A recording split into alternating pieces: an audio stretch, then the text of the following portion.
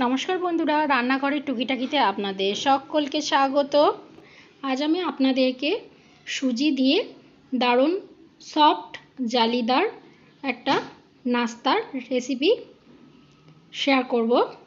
বানানো কিন্তু ভীষণ সোজা, আর রোজ রোজ একঘেয়ে ব্রেকফাস্ট বা জলখাবার খেতে আমাদের একদমই ভালো লাগে না, তাই একটু ভিন্ন স্বাদের জলখাবার হলে খুবই ভালো হয়। সুজি দিয়ে কিন্তু খুব সহজেই আপনারা এই রেসিপিটা তৈরি করে নিতে পারবেন। তাহলে চলুন দেখে নিন রেসিপিটা আমি কিভাবে তৈরি করি। দেখুন, তার জন্য এখানে আমি একটা বাটি নিয়ে নিয়েছি। এবার এই বাটির মধ্যে আমি নিয়ে নিচ্ছি এইরকম বাটির 1 বাটি সুজি।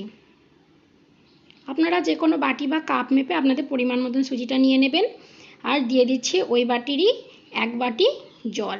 আমি এখানে 1 বাটি সুজি নিয়েছি আর 1 বাটি জল দিয়েছি। দিয়ে এবার একটা চামচের সাহায্যে সমস্তটা খুব ভালোভাবে মিশিয়ে দিচ্ছি। দেখুন, খুব ভালো করে মিশিয়ে দিয়েছি। এবার ঢাকা দিয়ে এটাকে 10 মিনিটের জন্য রেখে দেব। দেখুন, ফিরে এলাম 10 মিনিট পর। দেখুন, সুজিটা কিন্তু অনেকটা ফুলে গেছে আর জলটাও কিন্তু সোপ করে নিয়েছে। এবার একটা মিক্সির জার আমি নিয়ে নিলাম। এবার যে ভিজিয়ে রেখেছিলাম সুজিটা, সেটাকে মিক্সির জারের মধ্যে আমি নিয়ে নিচ্ছি। দেখুন, সমস্ত সুজিটা মিক্সির জারের মধ্যে আমি নিয়ে নিচ্ছি। এবার আমি এর মধ্যে দিয়ে দিচ্ছি 2 চামচ চিনি আর স্বাদ অনুযায়ী নুন দিয়ে আরও একটু জল দিয়ে এর একটা মিহি পেস্ট আমি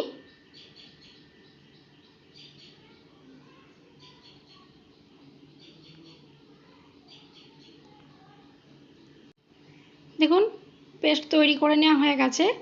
এবার আমি এটা একটা বাটির মধ্যে ঢেলে নিলাম। এবার আমি এর মধ্যে দিয়ে দেবো 3 চামচ ময়দা। খুব বেশি কিন্তু ময়দা এখানে দেওয়া যাবে না। এবার এই ময়দাটাকে আমি খুব ভালোভাবে এর সঙ্গে মিশিয়ে নেব, যাতে এর মধ্যে কোনো দলাভাব না থাকে। তাই খুব ভালো করে আমি ময়দাটা মিশিয়ে নিয়েছি। দেখুন, ময়দাটা দেওয়ার পর এটা আরেকটু ঘন হয়ে গেছে, তাই এর মধ্যে আমি আরও 2 চামচ মতন জল অ্যাড করলাম। দিয়ে আবারও জল দিয়ে খুব ভালো করে মিশিয়ে নিচ্ছি। দেখুন, এর ঘনত্বটা ঠিক এরকম হয়েছে, আমি আপনাদের দেখিয়ে দিচ্ছি। আপনারা কিন্তু দেখলেই বুঝতে পারবেন। এই দেখুন, ঠিক এইরকম ঘনত্বের একটা ব্যাটার আমি রেডি করে নিয়েছি। এবার আমি এর মধ্যে দিয়ে দিচ্ছি 1/2 চামচ বেকিং পাউডার। আমি এখানে বেকিং পাউডার দিচ্ছি। আপনারা চাইলে বেকিং সোডা বা ইনো যে কোনো কিছু দিয়ে নিতে পারেন। দিয়ে সেটা দিয়ে খুব ভালো করে মিশিয়ে নিলাম।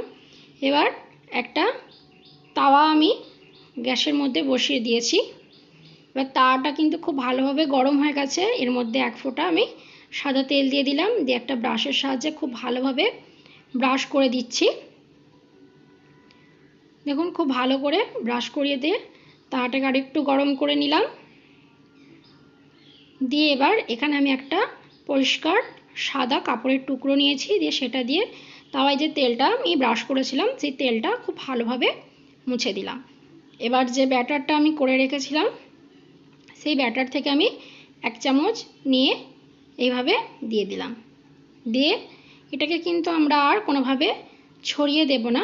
আপনারা যদি এর থেকে বড় করতে চান তাহলে আরেকটু ব্যাটার এর মধ্যে দিয়ে দিতে পারেন। দেখুন, আস্তে আস্তে কি সুন্দর জালিদার একটা তৈরি হচ্ছে। দেখুন, কোনো কিছু কিন্তু করতে হচ্ছে না। আর এই সময় কিন্তু গ্যাসের ফ্লেমটা একদম লোয়ে রাখতে হবে। গ্যাসের ফ্লেমটা লোয়ে রেখে এটা ওপরটা যতক্ষণ না শুকিয়ে যাচ্ছে ততক্ষণ এটাকে আমি হতে দেবো। দেখুন, 1 মিনিট মতন হতে দিয়েছিলাম। ওপরটা দেখুন ড্রাই হয়ে গেছে। আর দেখুন, নিচেটাও কিন্তু খুব সুন্দরভাবে কুক হয়ে গেছে। আর দেখুন কতটা জালিদার হয়েছে, আর কিন্তু ভীষণই সফট হয়েছে। এবার এটাকে আমি তুলে নিচ্ছি। দেখুন, এটাকে আমি তুলে অন্য প্লেটে রেখে দিলাম। আবারও সেমভাবে আরও 1 হাতা ব্যাটার আমি এর মধ্যে দিয়ে দিচ্ছি। দেখুন, আবারও আর একটা তৈরি হয়ে গেল। এইভাবে সমস্তগুলো আমি করে নেব। দেখুন, সমস্তগুলো কিন্তু আমার করে নেওয়া হয়ে গেছে। তো বন্ধুরা, এই রেসিপিটা ভীষণই ভালো হয়, ভীষণই খেতে ভালো হয়। আপনারা ব্রেকফাস্টে বা টিফিনের জন্য এটা তৈরি করে নিতে পারেন। অনেকক্ষণ পর্যন্ত কিন্তু এটা সফট থাকে আর কত সুন্দর জালিদার হয়। আপনারা এটা যে কোনো সস বা চাটনির সঙ্গে পরিবেশন করতে পারেন। এই গরমে কিন্তু ভীষণ ভালো একটা হালকা ফুলকা টেস্টি নাস্তা। তো বন্ধুরা, আমার এই রেসিপিটা ভালো লাগলে একটা লাইক করে চ্যানেলটাকে সাবস্ক্রাইব করে দেবেন।